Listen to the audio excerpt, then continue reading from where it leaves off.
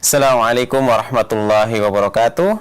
Alhamdulillah wassalatu wassalamu ala Rasulillah nabiyina Muhammadin wa ala alihi wa sahbihi wa man walah. Asyhadu an la ilaha illallah wahdahu la syarikalah wa asyhadu anna Muhammadan abduhu wa rasuluh, amma ba'd. Ikhwatul Islam, kaum muslimin dan muslimat, sahabat Roja yang semoga dirahmati dan dimuliakan oleh Allah Subhanahu wa taala dimanapun Anda berada. Alhamdulillah, pada kesempatan Senin malam hari ini kita dapat berjumpa kembali di dalam saluran tilawah Al-Quran dan kajian Islam. Salawat dan salam semoga senantiasa tercurahkan kepada Nabi kita Nabi Muhammad SAW. InsyaAllah akan kembali kami hadirkan sebuah program kajian Islam ilmiah dari pembahasan kitab Al-Adabul Mufrad karya Al-Imam Al-Bukhari rahimahullahu ta'ala, yang insyaallah akan disampaikan oleh guru kita Ustadz Dr. Syafiq bin Riza Basalamah hafizahullah ta'ala secara langsung dari studio mini STDI Imam Syafi'i Jember. Insyaallah pada kesempatan malam hari ini kita masuk ke dalam bab 432 hadis ke 954. Di akhir sesi nanti, bagi Anda yang bertanya seputar pembahasan pada kesempatan malam hari ini, Anda dapat bertanya baik melalui pesan WhatsApp ataupun melalui layanan telepon di nomor 0218236543. Ikhwatul Islam, kaum muslimin dan muslimat, mari kita sama-sama simak pemaparan materi kepada Ustadz Dr. Syafiq bin Riza Basalamah hafizahullah ta'ala. Kami persilakan, falyatafaddal masykura ya Ustadz.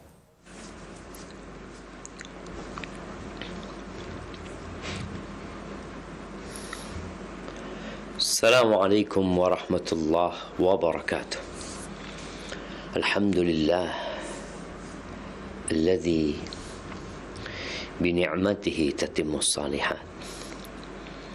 Segala puji bagi Allah Jalla Jalaluhu yang karena nikmatnya kebaikan-kebaikan menjadi sempurna, yang karena rahmatnya niat baik hamba dapat terlaksana, yang karena karunia-Nya kesulitan-kesulitan dapat kita lampaui dan Allah gantikan dengan kemudahan, yang dengan kasih sayang-Nya tangis dan kesedihan Allah gantikan dengan tawa dan kesenangan. Semoga kita menjadi hamba yang pandai bersyukur atas nikmat yang Allah berikan.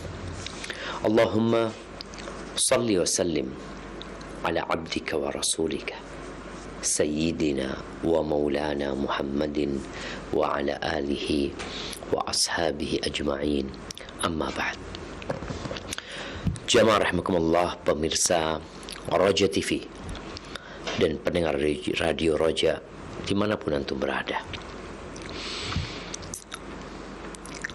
kembali kita bersua untuk belajar adab dan etika. Yang terkadang kita merasa sudah baik, kita sudah merasa beradab, tapi boleh jadi perasaan itu tidak sesuai dengan realita. Kita masuk ke bab 432 dari kitab Al-Adab Al-Mufrad. Al-Imam Bukhari rahimahullahu ta'ala mengatakan, babu tahrikir ra'si wa 'addi syafataini 'inda ta'ajjub. Bab menggerakkan kepala baik ke depan atau ke samping, ya. Wa 'addi syafatain 'inda ta'ajjub, dan menggigit kedua bibir. Menggigit kedua bibir ketika sedang keheranan, ketika takjub dengan sesuatu. Di bab ini seperti bab yang sebelumnya, ya, dan beberapa bab yang sesudah ini juga berkaitan dengan perkara-perkara yang mubah dan diperbolehkan untuk dilakukan. Nggak ada larangan. Bahkan sunnah Nabi menunjukkan kebolehan hal itu. Tadi kita bicara adab, bahwa ternyata kayak gitu tuh nggak apa-apa gitu loh. Ada dalilnya, ada.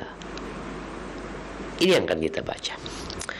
Al-Imam Bukhari mengatakan haddatsana Musa qala haddatsana Wuhaib qala haddatsana Ayyub an Abi al-Aliyah qala sa'altu Abdullah ibn Samit qala sa'altu Khalili Aba Dharr faqala ataitu an-nabiyya sallallahu alaihi wasallam biwudu faharraka ra'sahu وعض على شفتيه قلت بأبي أنت وأمي آذيتك قال لا ولكنك تدرك أمراء أو أئمة يؤخرون الصلاة لوقتها قلت فما تأمرني قال صل الصلاة لوقتها فإن أدركت معهم فصله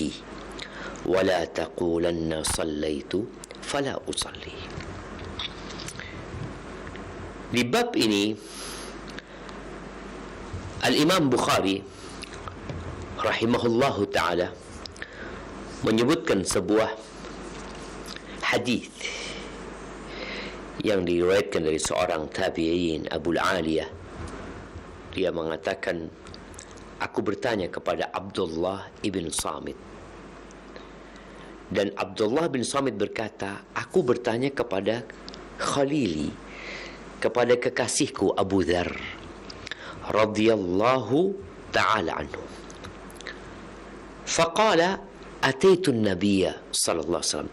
Kata Abu Dharr, pernah suatu hari aku mendatangi Nabi alaihi salatu wassalam biwudu, membawakan air untuk berwudu. Jadi wudu dan wudu itu berbeda. Kalau wudu itu perbuatannya, yaitu orang sedang berwudu. Kalau wudu itu air yang digunakan untuk berwudu.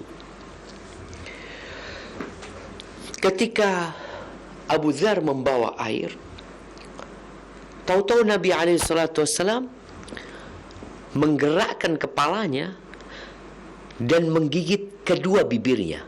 Wallahu a'lam, mungkin seperti ini. Ada menggigit satu bibir, ada menggigit kedua bibirnya.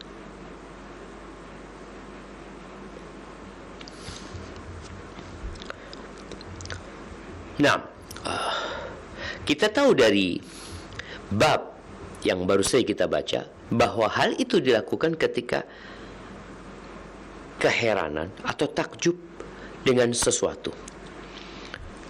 Lalu Abu Dharr ketika melihat Nabi SAW berubah, menggerakkan kepalanya, menggigit kedua bibirnya, maka Abu Dharr bertanya kepada Nabi SAW, bi abi anta wa ummi, ayah dan bundaku menjadi tebusan engkau ya, buatmu ya Rasulullah.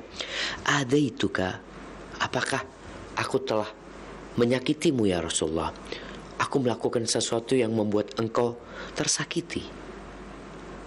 Ini adab Abu Dharr ketika melihat Rasulullah SAW berubah wajahnya, berubah sikapnya. Langsung beliau bertanya, apakah aku memang menyakitimu? Kasih tahu aku gitu loh. Orang itu kadang-kala menyakiti saudaranya, tapi dia nggak sadar. Namun orang yang cerdas, tatkala melihat saudaranya berubah sikap kepada dirinya, maka sepantasnya dia bertanya, ada apa nih? Aku kayaknya punya salah nih. Maka Abu Dharr, apakah aku menyakitimu ya Rasulullah? Maafkan aku gitu, kasih tahu aku. Apa jawab Nabi SAW? La, enggak. Engkau tidak menyakiti. Walakinnaka, akan tetapi engkau tudriku umara au a'immatan yuakhiruna as-salat liwaqtiha. Akan tetapi engkau akan hidup sehingga mendapati pemimpin-pemimpin imam-imam yang mengakhirkan sholat sampai keluar waktunya, tidak melaksanakan sholat tepat waktu. Padahal kita tahu kewajiban sholat ini adalah kewajiban yang sudah ditetapkan waktunya. Inna salata kanat 'alal mu'minina kitaban mauquta. Sesungguhnya sholat itu adalah ibadah yang sudah ditetapkan waktu-waktunya. Ya, kalau bicara sholat subuh, waktunya berakhir ketika matahari terbit. Zuhur berakhir ketika masuk waktu asar. Asar berakhir ketika matahari terbenam atau sebelum matahari terbenam. Maghrib ketika mega-mega merah menghilang. Isya ketika tengah malam. Walaupun ada waktu darurat setelah tengah malam itu sampai masuknya waktu fajar. Nabi SAW menyebutkan kepada Abu Dzar bahwa beliau mendapatkan wahyu dari Allah. Beliau keheranan bahwa ternyata yang akan mendapati pemimpin-pemimpin yang tidak baik, terbukti mereka mereka sholat tapi diakhirkan waktunya. Maka Nabi SAW melakukan gerakan tadi, menggigit kedua bibirnya dan menggerakkan kepalanya. Abu Dzar langsung bertanya kepada Nabi SAW. Qultu fama ta'muruni? Apa perintahmu kepadaku ya Rasulullah? Ini bentuk semangat dan kesungguhan para sahabat untuk menegakkan agama Allah. Ini ada kemungkaran yang dilakukan oleh pemimpin sehingga menunda-nunda waktu sampai di akhir waktu atau sampai keluar waktunya. Maka Abu Dzar bertanya, apa perintahmu kepadaku? Maka Nabi SAW mengatakan, Shalli salata liwaqtiha.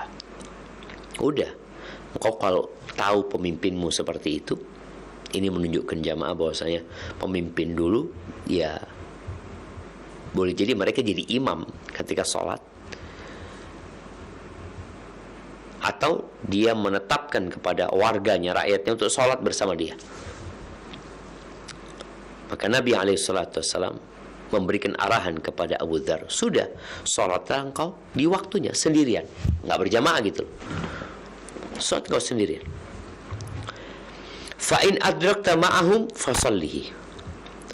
Kalau engkau berjumpa sama mereka atau mendapati sholat bersama mereka, harus sholat bersama mereka. Sedangkan engkau sudah sholat tuh tadi tuh. Tahu-tahu engkau sholat, berangkat ke masjid, melaksanakan bersama mereka, maka sholatlah bersama mereka. Jadi sholatnya ini jadi sholat sunnah, yang wajib udah dia kerjain. Sholatnya dia bersama imam, itu jadi sholat sunnah. Wala taqulanna shallaitu. Jangan pernah engkau berkata, aku sudah sholat. Ketika dilihat kenapa nggak sholat, kan ditanya, kau kenapa kok nggak sholat? Jangan mengatakan aku sudah sholat. Arahan dari Nabi SAW, sholat lagi bersama mereka. Maka jangan mengatakan shallaitu fala usolli, aku sudah sholat, aku nggak mau sholat lagi. Subhanallah jamaah, ini nih arahan dari Nabi SAW untuk menjaga persatuan, untuk menghindarkan perpecahan. Bahkan boleh jadi ada unsur mengajak orang untuk mengkudeta pemimpinnya. Kata Nabi SAW, enggak, kau tetap sudah sholat sama mereka. Jangan mengatakan aku sudah sholat. Karena memang stabilitas negara itu harus dijaga. Ada hal-hal yang masih bisa ditoleransi. Tadi, ini pemimpin mengakhirkan waktu sholat. Udah engkau sholat, selesai. Kalau engkau lagi berjumpa sama mereka, ketemu sama mereka, mereka sedang sholat, tadi yang sudah keluar waktunya, atau tidak di waktunya, udah engkau sholat lagi bersama mereka. Sholat yang kedua itu sunnah. Jamaah rahimakumullah, hadis ini juga diriwayatkan oleh Imam Muslim dalam kitab sahihnya, tapi dengan lafaz ada ceritanya.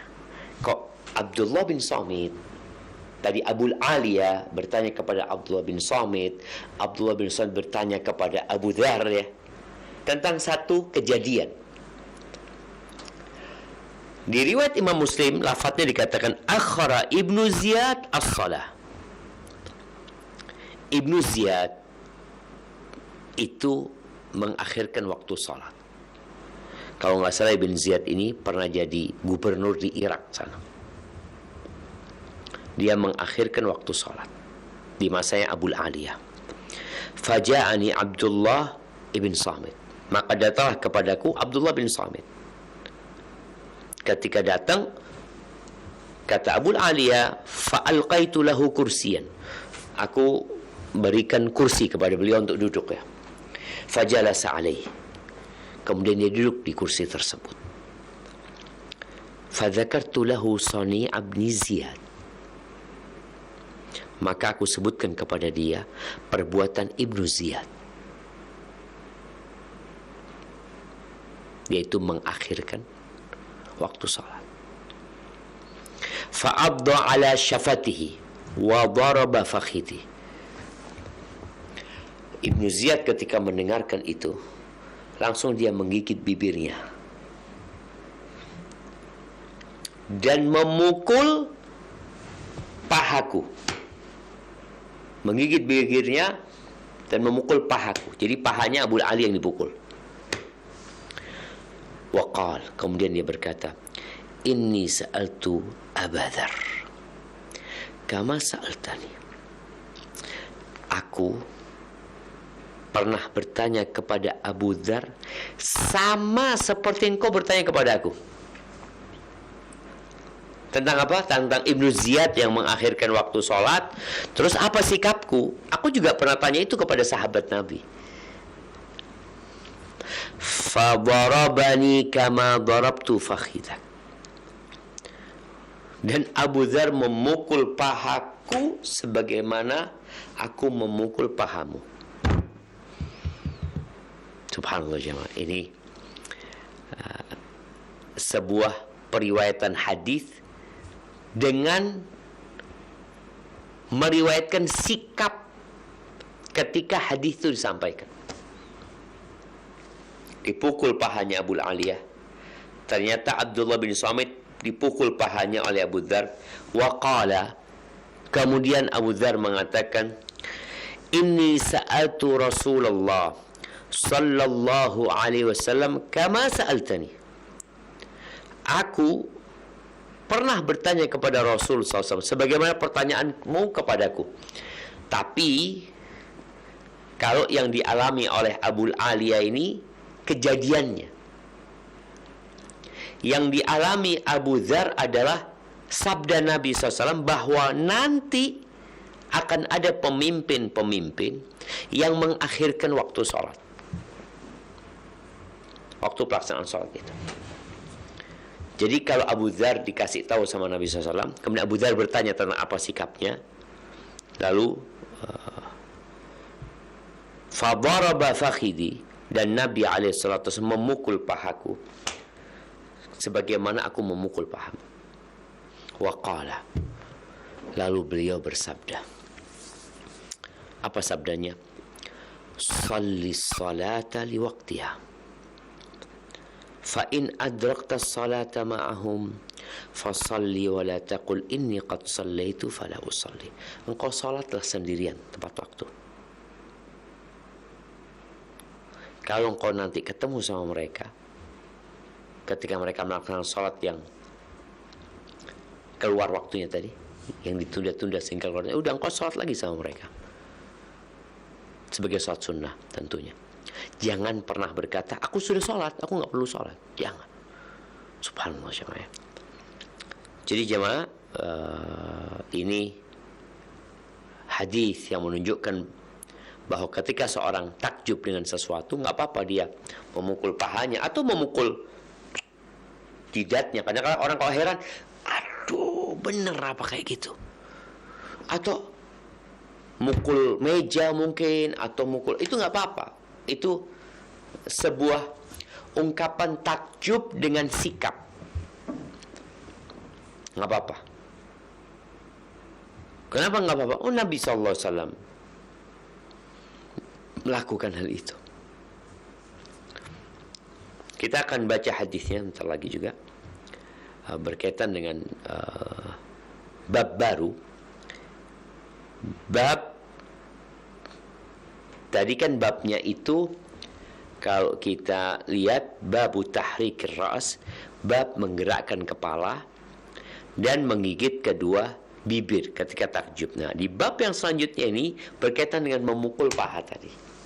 Babu darbir rajuli yadahu ala fakhidhihi inda ta'ajjub aw syai'. Bab seorang yang memukul pahanya dengan tangannya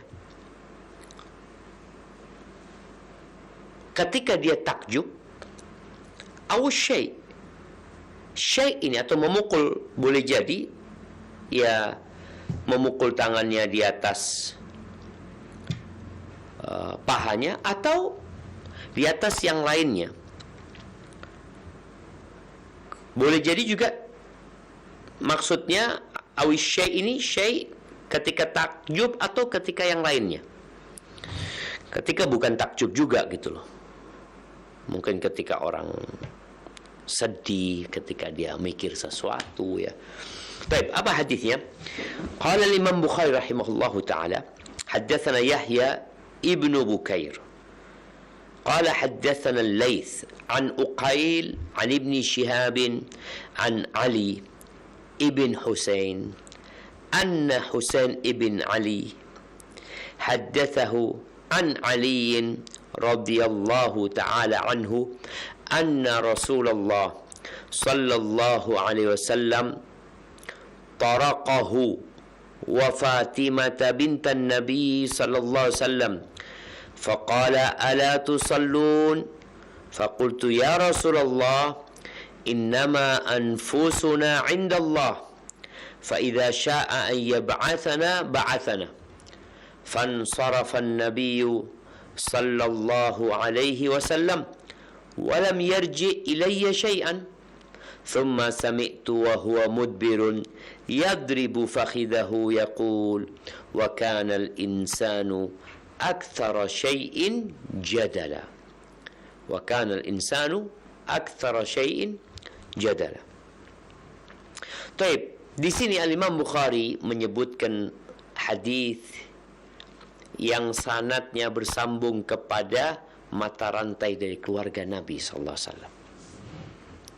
Ingat, kita kaum muslimin diperintahkan untuk menghormati, menghargai dan mencintai keluarga Rasul sallallahu alaihi wasallam, Ahlul Bait, tanpa berlebih-lebihan. Tanpa berlebih-lebihan. Di sini Imam Bukhari meriwayatkan dari Ibn Shihab meriwayatkan dari Ali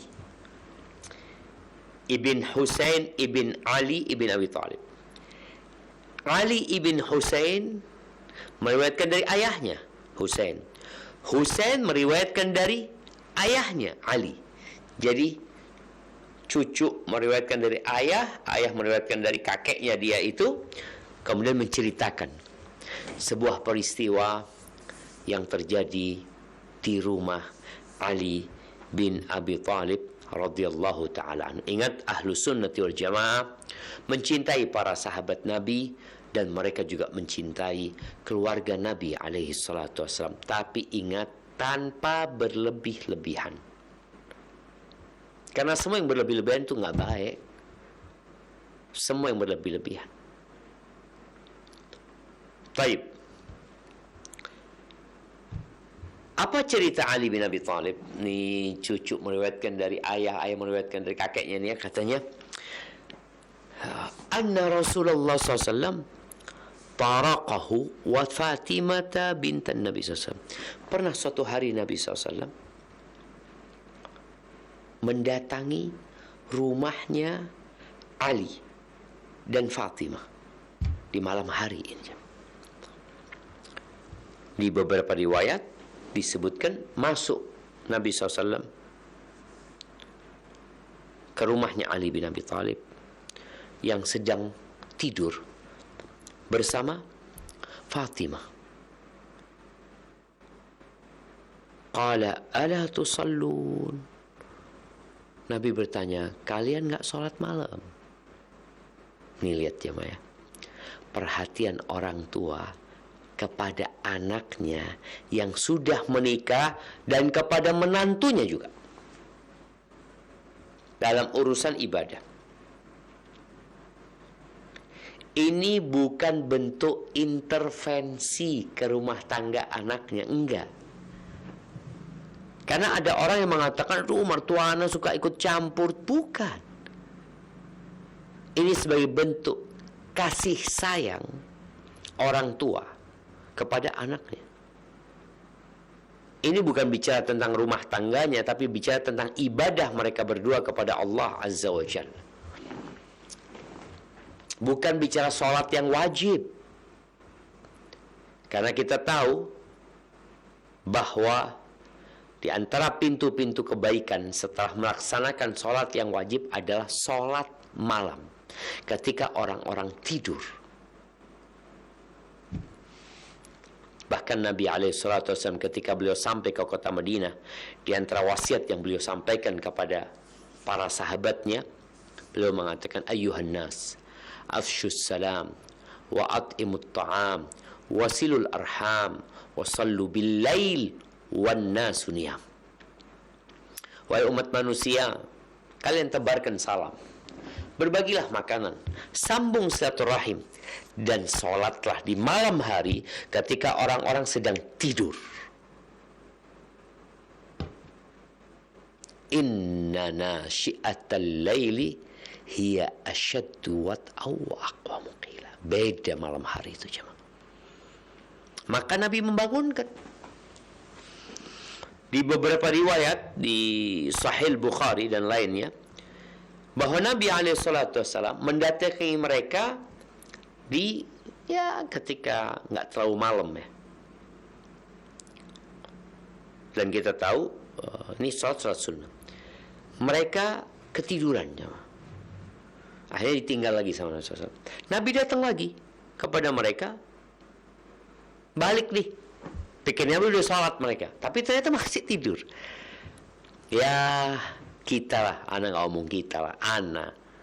Kadang-kala kita sudah pasang alarm ya, udah pasang tuh alarm, bangun, lihat, kita tunda alarm itu. Kita niat bangun, bukan nggak niat bangun. Mau bangun kita tapi masih kecapean, tundalah, nambah dikit, 8 menit, 5 menit, 10 menit, habis gitu mau bangun. Tahu-tahu bangun adzan subuh. Subhanallah. Nih Nabi SAW balik lagi ke rumahnya Fatimah, ini malam hari, bayangin jemaah.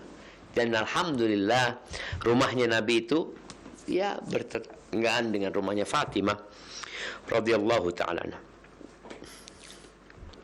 Ketika balik lagi belum bangun.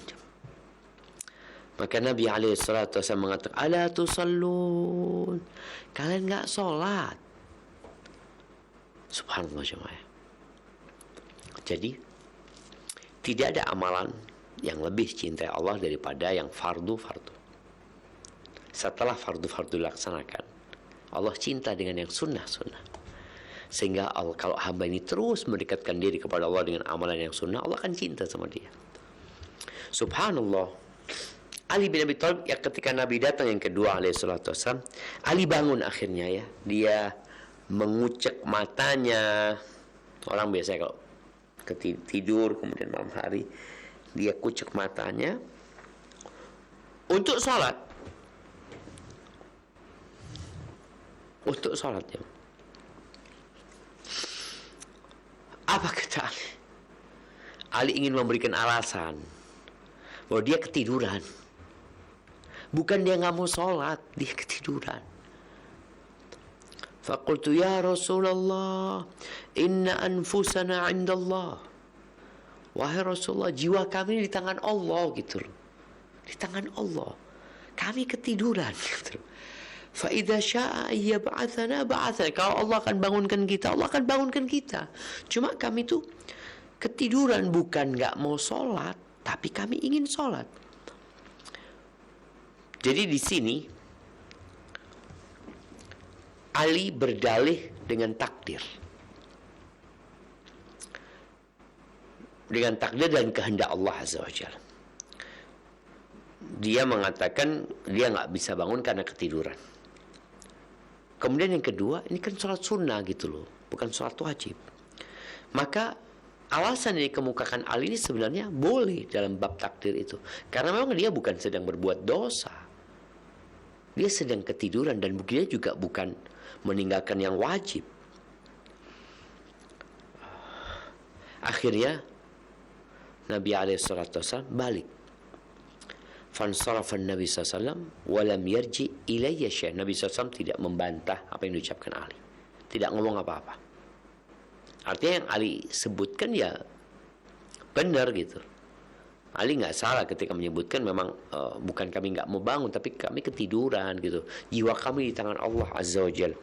Akhirnya kata Ali bin Abi Thalib, Nabi udah pergi ya, udah pulang. Thumma sami'tu wa huwa mudbirun yadribu fakhidah. Kemudian aku mendengar Nabi SAW dalam kondisi beliau berpaling meninggalkan rumahnya Fatimah menuju ke rumahnya sendiri. Beliau membaca firman Allah, wa kanal insanu aktsara syai'in jadal. Manusia itu adalah ya yang paling banyak bantah gitu. Yang paling banyak mendebat. Sambil Nabi SAW memukul pahanya. Di sini Nabi SAW ingin mengingatkan, ya seharusnya nggak perlu berdalih dengan seperti itu. Ya udah bangun aja gitu. Katakan ya Rasul, kami akan bangun gitu ya. Ahibati fillah, berkaitan dengan sholat malam ini, hendaklah kita punyalah wirid sholat malam, mendawamkan amalan sholat malam. Kenapa? Karena di situ ada keikhlasan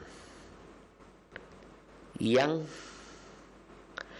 mana hamba sholat nggak ada yang tahu, istrinya juga tidur, anak-anaknya tidur, dia sholat. Sholatlah di malam hari ketika orang-orang tidur gitu. Boleh jadi yang bangun dia sama istrinya aja, tapi orang-orang pada tidur.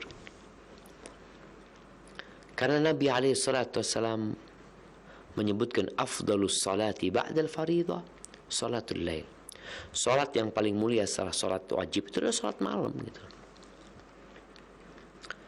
Taib, maka ada banyak faedah dari hadis yang baru saja kita baca ini. Bagaimana orang tua itu tetap peduli sama anaknya walaupun sudah menikah, khususnya berkaitan dengan sholat, di mana Allah Azza wa Jal mengatakan wa'mur ahlaka bis salati wastabir 'alaiha la nas'aluka rizqa nahnu narzuquk wal 'aqibatu littaqwa. Kata Allah Azza wa Jal, suruhlah keluargamu menegakkan sholat dan sabarlah engkau ketika menyuruh keluarga sholat. Yang mereka tidur, dibangunkan tidur lagi, sabar. Nabi SAW 2 kali datang ke rumahnya. Ini malam hari ini keluar menuju ke rumahnya Fatimah. Sekarang alhamdulillah dengan adanya handphone, ya orang tua bisa telepon anaknya, bisa WA anaknya, bisa mengingatkan anaknya. Bahkan anak ingat dengan seorang ibu yang anaknya kos ya. Kemudian kalau waktu subuh dia telepon satpamnya, ditelepon anaknya. Kalau anaknya nggak mau bangun, ditelepon satpamnya, minta supaya anaknya dibangunkan demi menjalankan sholat fardu itu. fardu. Ini tingkatnya sudah ke salat sunnah. Taib ahibati fillah, kemudian di hadis selanjutnya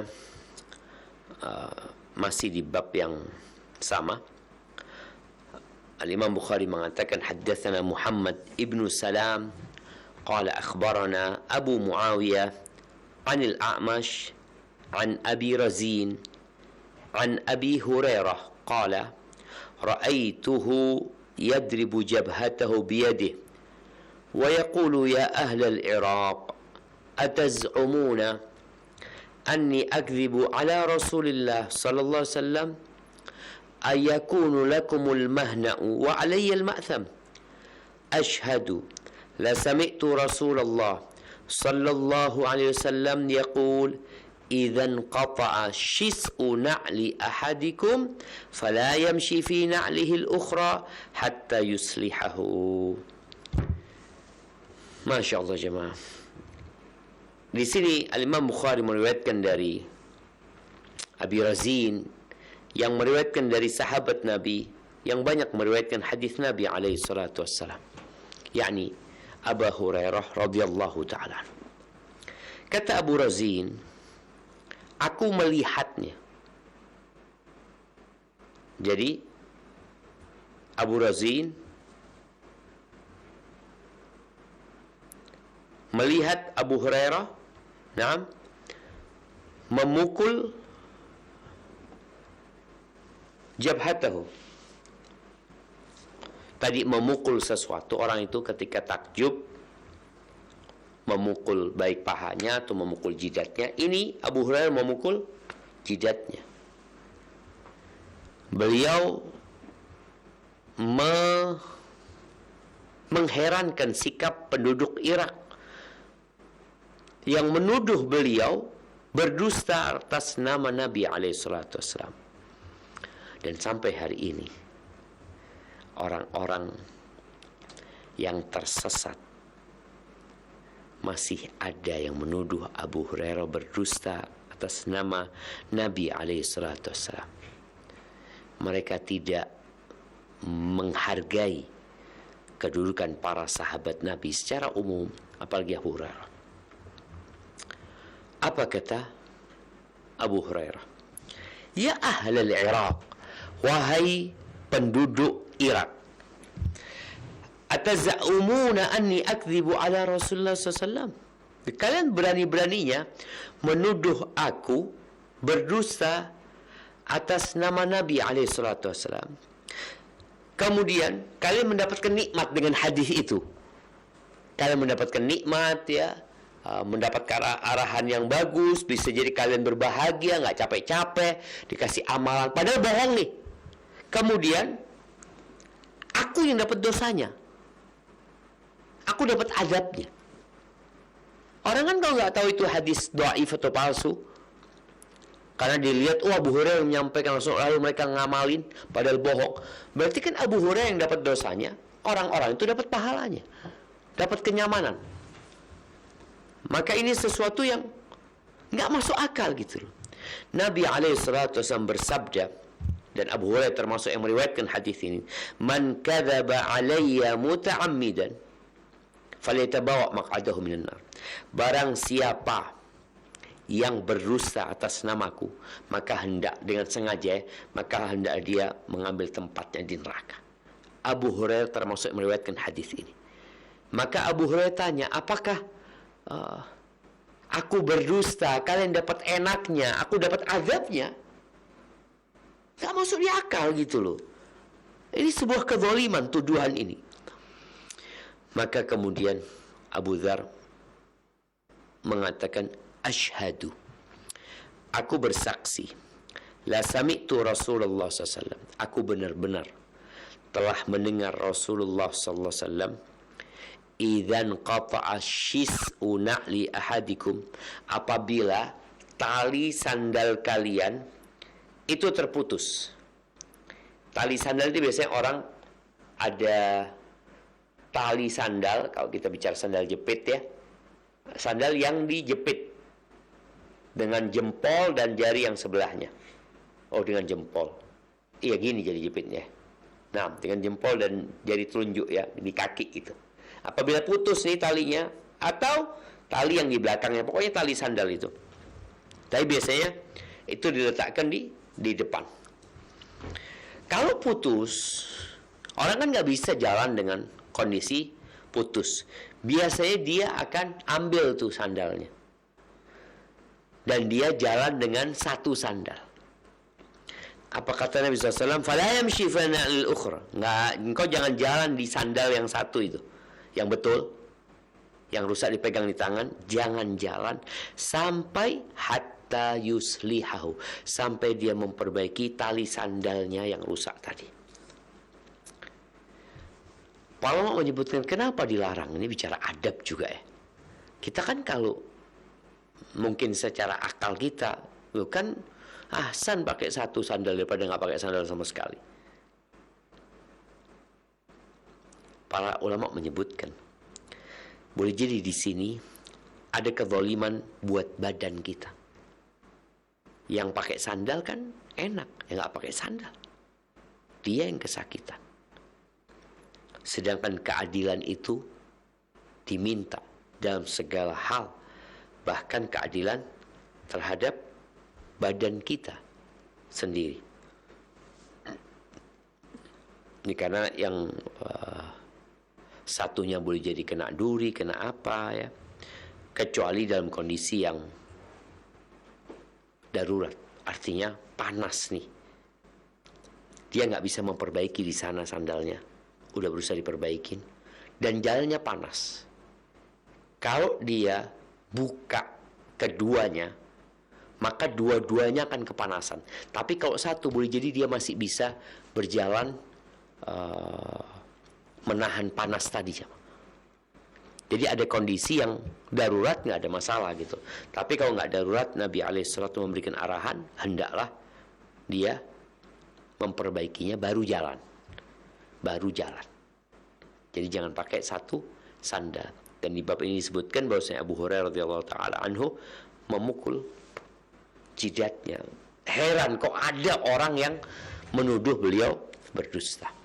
Barakallahu fiik, itu mungkin yang dapat kita kaji pada kesempatan kali ini. Insyaallah kita akan lanjutkan pembahasan di bab baru pada pertemuan yang akan datang insyaallah. Barakallahu fiik. Tafadhal, ana kembalikan ke teman-teman di studio Rojak Pusat untuk memandu jalannya tanya jawab. Tafadhal, barakallahu fikum. Syukran jazakumullahu khairan wa barakallahu fikum kepada Ustadz Dr. Syafiq bin Riza Basalama MA Hafidhullah Ta'ala yang telah memberikan pemaparan dan juga ilmunya pada kesempatan malam hari ini. Selanjutnya, bagi Anda yang bertanya seputar pembahasan pada kesempatan malam hari ini, Anda dapat bertanya melalui chat WhatsApp di 0218236543 ataupun melalui layanan telepon di 0218236545. Pertanyaan pertama akan kita bacakan terlebih dahulu dari pesan WhatsApp. Assalamualaikum warahmatullahi wabarakatuh. Izin bertanya Ustadz, bagaimana jika ketika pagi kita bangunnya kesiangan Ustadz karena kelelahan? Apakah kita masih dibolehkan untuk sholat subuh ketika matahari sudah terbit Ustadz? Syukran jazakumullahu khairan atas tambahan ilmunya Ustadz. Fadal ya Ustadz.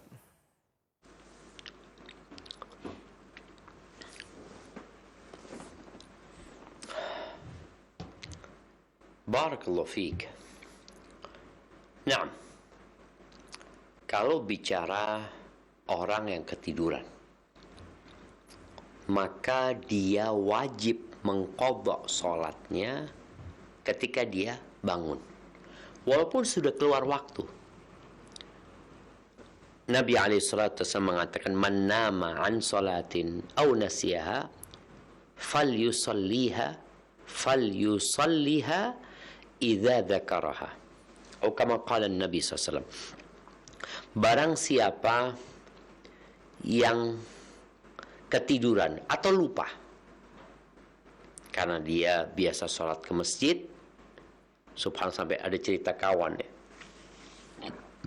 dia mau berangkat sholat zuhur ke masjid, kemudian di tengah jalan ada kecelakaan, Dia bantu nih orang ya, dia selesaikan ini, terus dia pulang. Udah, nggak ke masjid. Dia nggak ke masjid, dia pulang. Keesokan harinya waktu sholat zuhur, dia berangkat lagi ke masjid. Dia baru ingat, kemarin aku nggak sholat gitu loh. Karena dia biasa sholat berjamaah di masjid. Dia pikir udah pulang dari masjid. Padahal dia memang berangkat ke masjid, tapi di tengah jalan, dia menolong orang yang sedang kecelakaan sehingga dia langsung pulang ke rumahnya. Maka kapan dia sholat? Ketika dia ingat. Dan orang yang ketiduran, sholat ketika dia bangun. Ustaz, baru bangun jam 8, sholat. Tapi ingat, dia nggak sengaja gitu loh. Bukan orang yang niat meninggalkan sholat. Tapi dia orang yang memang ketiduran. Udah bangun sholat. Asar kadang-kala ya, orang ini pulang dari safar ya, zuhur, dia sholat zuhur, kemudian dia tidur ya. Harapannya asar bangun, tahu-tahu bangun adzan maghrib. Gimana? Sholat. Tetap sholat. Nah, sholatnya disebut qadha ya, menggantikan karena sudah keluar waktunya. Tapi itulah kewajiban dia, mengqadha sholatnya. Barakallahu fikum. Naam. Syukran jazakumullahu khairan wa barakallahu fikum Ustaz atas jawabannya, semoga bermanfaat bagi penanya. Selanjutnya bagi Anda yang bertanya melalui layanan telepon, yaitu telepon seluler di nomor 0218236543, kami persilahkan. Halo. Halo, Assalamualaikum warahmatullahi wabarakatuh. Waalaikumsalam warahmatullahi wabarakatuh. Dengan siapa dan di mana? Mbak Amba Allah Yunaldi di Lubatung, Kabupaten Agam, Sumatera Barat, Pak Ustaz. Silahkan pertanyaannya, Pak. Yang saya tanyakan ini, pertama, kalau kita kan salat yang 4 rakaat atau 3 rakaat, di tahiyat awal kita lupa mengerjakannya, langsung kita berdiri. Ini apakah cukup kita sujud sahwi atau gimana nih caranya Pak Ustaz? Tidak apa, Pak? Nah, itu yang pertama, bisa boleh ditambah lagi. Silahkan, Bapak. Yang kedua, kalau kita terlambat bermakmum misalnya, itu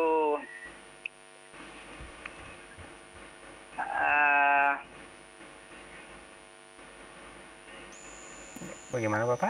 Kita duduk ini, apakah misalnya tahiyat awal kita kan imam udah tahiyat akhir, apa kita duduk kita seperti tahiyat akhir atau tahiyat awal kita duduknya? Aneh. Baik, Bapak.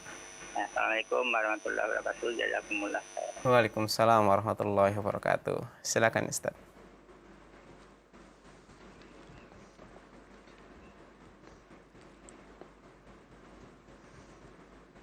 Masya Allah, barakallahu fiik ya.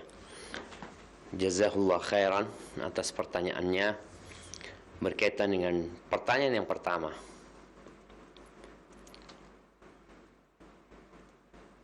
Apabila seorang lupa tidak tasyahud awal, imma itu sholat zuhur atau sholat asar atau sholat maghrib, isya, dia lupa nggak tasyahud awal. Apabila dia ingat sebelum dia tegak, sebelum dia masuk ke rukun yang sesudahnya nih, artinya dia baru mau tegak ingat, maka dia balik lagi duduk. Tapi kalau dia sudah tegak, udah nggak balik dia baca Al-Fatihah sudah. Apa yang harus dia lakukan dengan tasyahud yang dia tinggalkan? Maka dia sebelum salam sujud sahwi, sujud 2 kali, sujud baca yang dibaca ketika sujud, kemudian duduk, kemudian sujud lagi, kemudian baru salam. Itu cukup. Kalau pertanyaannya, ketika kita masbuk, ketinggalan sholat, lalu imamnya tasyahud akhir, kita tasyahudnya, duduknya itu seperti imam, atau duduk iftirash. Karena yang kita kenal di negeri kita memang membedakan antara tasyahud awal dengan tasyahud akhir. Kalau nggak salah di mazhab Syafi'i ya, tasyahud awal itu duduknya iftirash, tasyahud akhir itu duduknya tawarruk.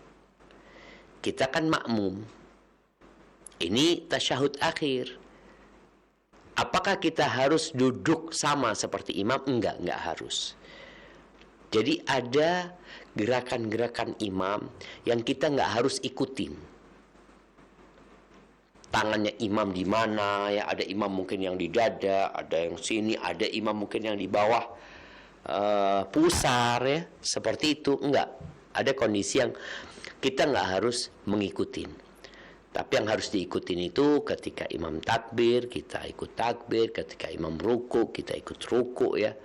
Kemudian ketika imam berdiri dari ruku ya, kita ikut. Ada hal-hal yang memang kita wajib ngikutin. Tapi untuk duduk enggak harus sesuai dengan imam. Karena boleh jadi juga imamnya duduknya enggak tawarruk. Imamnya mungkin beranggapan tasyahud awal, tasyahud akhir, duduknya iftirash. Maka kita duduknya enggak harus tawarruk tadi, apalagi kita mau melanjutkan. Karena posisi duduk tawarruk itu ya kalau sudah selesai enak. Tapi kalau untuk melanjutkan biasanya agak butuh effort lebih. Jadi ada gerakan yang tidak harus kita ikutin. Kayak contohnya imam ketika dari berdiri ke sujud, imam itu lututnya dulu apa tangannya dulu? Kalau imamnya lututnya dulu, sedangkan kita menguatkan pendapat yang tangannya dulu, kita nggak harus ngikutin imam. Imam nggak apa-apa lututnya dulu, silahkan. Karena dia mungkin berpendapat itu yang lebih kuat. Tapi kita lebih menguatkan tangannya dulu, maka kita nggak harus mengikuti imam. Seperti itu. Jadi ada hal-hal dari imam yang wajib untuk diikutin, ada hal-hal yang tidak. Hadza wallahu a'lam bissawab. Naam. Syukran jazakumullahu khairan wa barakallahu fikum Ustaz atas jawabannya, semoga bermanfaat bagi penanya. Selanjutnya kita bacakan dari pesan WhatsApp. Assalamualaikum warahmatullahi wabarakatuh Ustaz. Apakah ada pahala ketika mengingatkan atau membangunkan orang lain untuk sholat? Dan apakah berdosa pula ketika kita membangunkannya dengan paksa meskipun kita tahu orang itu sedang terlelap karena kelelahan? Bukankah tubuh juga berhak untuk istirahat? Terima kasih. Wassalamualaikum warahmatullahi wabarakatuh. Silakan ya Ustaz.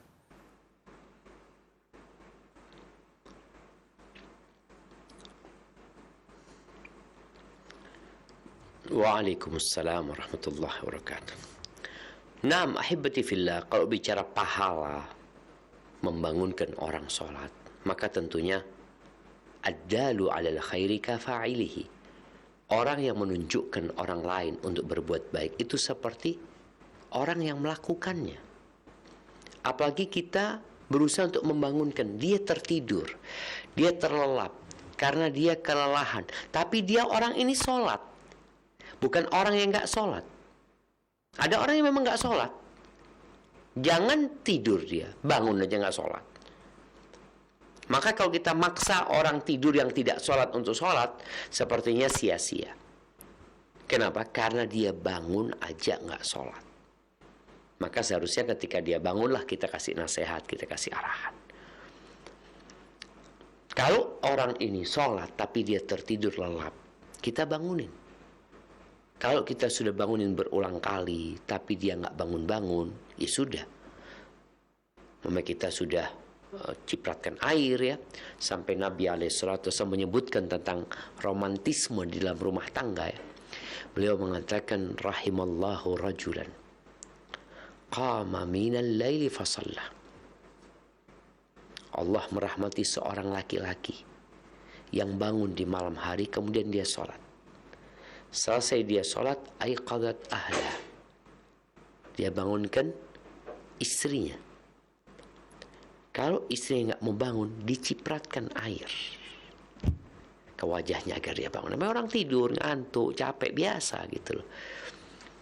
Terus, rahimallahu mra'atan qamat minal laili fasallat. Allah merahmati seorang wanita yang bangun di malam hari dia sholat. Kemudian selesai sholat dia bangunkan suaminya. Kalau suaminya tidak mau bangun, dia cipratkan air. Jadi nggak ada masalah kita membangunkan mereka yang memang mereka sholat sebenarnya, tapi karena ketiduran, karena kecapean, ya kadang-kala perlu dipaksa sedikit. Dan biasanya ketika sudah bangun, ya sudah seger dia gitu. Tapi proses itu kadang-kala membutuhkan waktu. Makanya Ali bin Abi Thalib yang dibangunkan pertama nggak bangun, dibangunkan kedua dia bangun ya, cuma dia mengatakan ketiduran memang ya. Jadi ada kondisi-kondisi yang kadang-kala kita perlu melakukan usaha membangunkan orang sholat ini dengan sedikit pemaksaan. Selama di situ tidak menimbulkan mudarat ya. Karena ada orang yang dipaksa malah dia pukul orang yang membangunkan ini ya. Atau terjadi keributan nantinya, maka lebih baik dihindari. Barakallahu fiik. Nah. Syukran jazakumullah khairan wa barakallahu fikum Ustaz atas jawabannya, semoga bermanfaat bagi penanya. Selanjutnya kami berikan kesempatan bagi Anda yang bertanya melalui layanan telepon di 0218236543. Halo. Halo, Assalamualaikum. Waalaikumsalam warahmatullahi wabarakatuh. Dengan siapa dari mana, Pak? Ya, dengan Munandar di Balikpapan. Silakan bertanya, Pak. Iya. Assalamualaikum, Ustaz.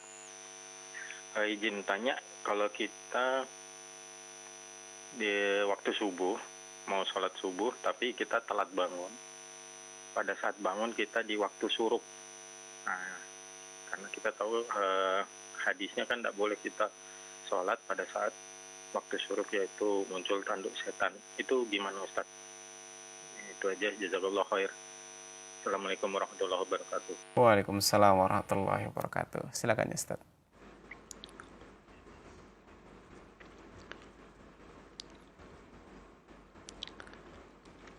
Barakallahu fiik. Nah, apabila dia bangun di waktu syuruk yang pertanda waktu subuh sudah habis.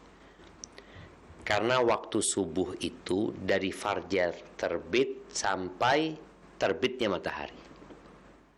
Artinya, apabila matahari belum terbit, dia bisa sholat 1 rakaat. Maka dia sholat. Dia sholatnya tidak pada waktu syuruk. Artinya, atau syuruk atau matahari tenggelam. Umpamanya, ketika dia sholat asar itu ya, tahu-tahu dia jadi ingat, aku belum sholat asar gitu. Dilihat, aduh kayaknya matahari sudah mau terbenam nih. Tapi dia kalau sholat asar kan 4 rakaat.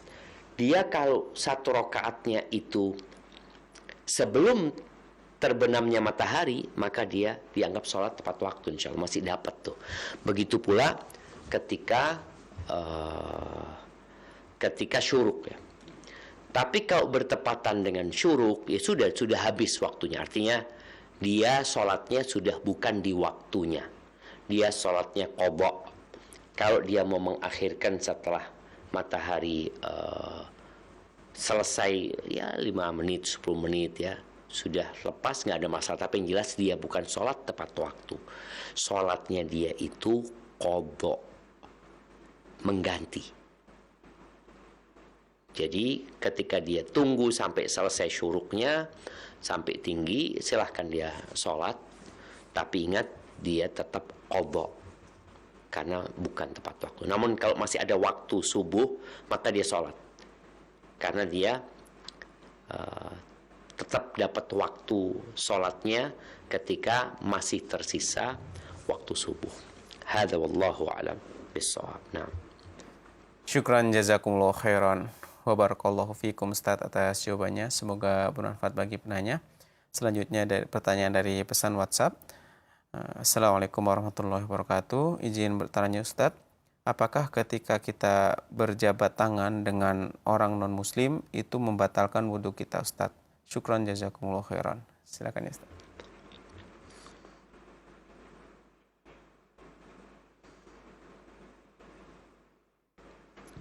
Masya Allah, barakallahu fiik. Jamaah ini termasuk pertanyaan yang menarik ya. apakah ketika berjabatan dengan non-muslim itu membatalkan wudhu? Boleh jadi si penanya mungkin menyimpulkan dari firman Allah Azza wa Jal, innamal musyrikuna najas. Orang-orang musyrik itu najis. Tapi ingat, di sini bukan berarti najis fisiknya, sehingga kita kalau salaman sama orang musyrik kita kena najis. Dan kita tahu ketika kita kena najis itu bukan berarti batal wudhu kita, namun kita harus menghilangkan najis tersebut. Kita harus menghilangkan najis tersebut. Tapi orang musyrik nggak najis secara fisiknya. Jadi ketika salaman sama orang kafir bukan berarti ada najis di tangan kita. Dan tadi terkena najis itu bukan berarti wudhu kita batal. Namun kita kalau mau sholat kita harus menghilangkan najis tersebut sebelum kita sholat. Tapi bukan akhirnya wudhu kita batal. Hadza wallahu a'lam bissawab. Nah.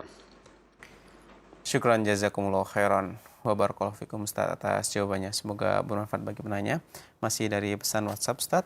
Assalamualaikum. Ustaz, saya mau tanya. Saya banyak meninggalkan sholat di waktu masa kerja. Sekarang saya mengutamakan qodok sholat wajib atau perbanyak sholat sunnah rawatib yang 12 rakaat. Dan kalau qodok sholat asar dan sholat subuh, kapan waktunya? Yang saya tahu setelah sholat asar dan sholat subuh nggak ada sholat sunnah. Mohon penjelasannya Ustaz. Terima kasih. Silakan ya Ustaz.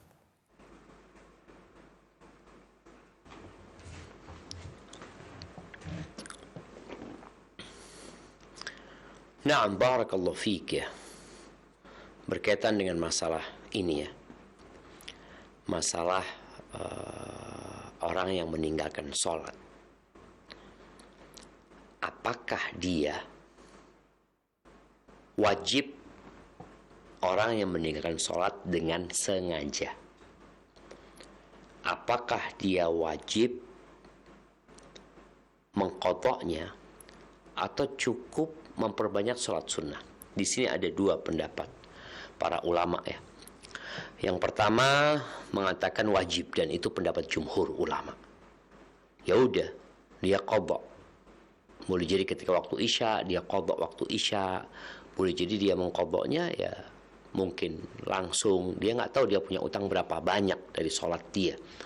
Ketika waktu zuhur, waktu subuh. Ingat, larangan sholat setelah subuh itu adalah melaksanakan sholat sunnah, bukan sholat wajib.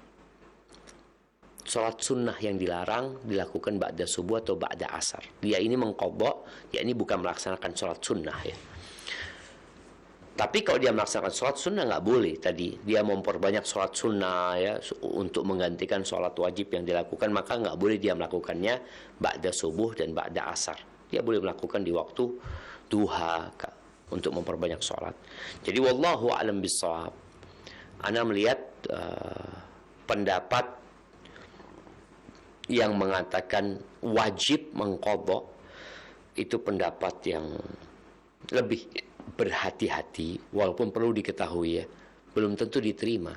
Karena dia sudah sholat keluar waktunya. Udah bukan di waktunya lagi. Dia sholat asar 5 tahun yang lalu, sekarang dia laksanakan sholatnya.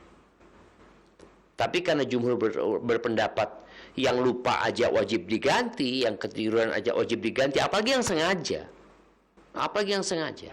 Maka dia wajib menggantikannya tadi. Itu jadi pendapat yang mewajibkan qadha, itu pendapat yang lebih berhati-hati, tapi pendapat yang mengatakan enggak bakal diterima, engkau wajib bertobat kepada Allah dan memperbanyak sholat sunnah. Karena nanti pada hari kiamat ketika engkau dihisab, ya, yang pertama dihisab itu sholatnya. Kalau sholatnya benar, insya Allah yang lainnya benar.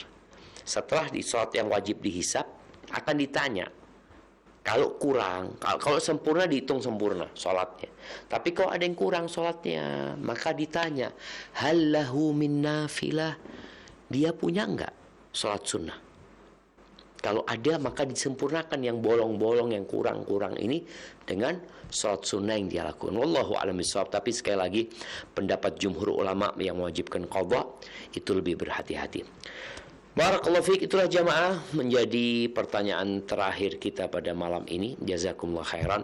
Semoga bermanfaat. Apabila yang Anda sampaikan benar itu dari Allah Azza wa Jal, kalau salah itu dari diri Anda pribadi, Allah dan Rasul yang terbebaskan dari kesalahan itu. Sampai berjumpa kembali, Anda mohon undur diri. Wassalamualaikum warahmatullahi wabarakatuh. Waalaikumsalam warahmatullahi wabarakatuh. Mengucapkan syukron jazakumullahu khairan wa barakallahu fikum kepada Ustadz Dr. Syafiq bin Riza Basalamah MA hafizahullah ta'ala yang telah memberikan tambahan ilmunya pada kesempatan malam hari ini. Semoga Allah subhanahu wa ta'ala senantiasa memberikan kesehatan dan perlindungan untuk Ustadz beserta keluarga. Dan kami ucapkan syukron jazakumullahu khairan atas kebersamaan Anda pada kesempatan malam hari ini. Mohon maaf untuk pertanyaan-pertanyaan yang sudah masuk tidak dapat kami bacakan secara keseluruhan mengingat keterbatasan waktu. Kami segenap kru yang bertugas mohon maaf apabila ada kesalahan. Kami undur diri. Subhanakallahumma bihamdika asyhadu an la ilaha illa anta astaghfiruka wa atubu ilaik. Wassalamualaikum warahmatullahi wabarakatuh.